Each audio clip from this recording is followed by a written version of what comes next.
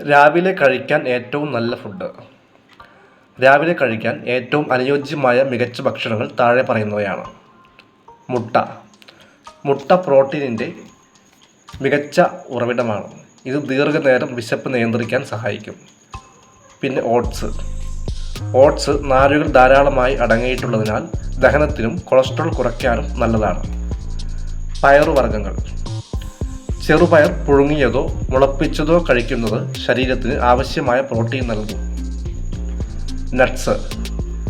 കുതിർത്ത ബദാം, ഈന്തപ്പഴം, വാൾനട്ട് എന്നിവ രാവിലെ വെറും വയറ്റിൽ കഴിക്കുന്നത് ബുദ്ധിശക്തിക്കും ഊർജത്തിനും ഉത്തമമാണ്. പഴങ്ങൾ.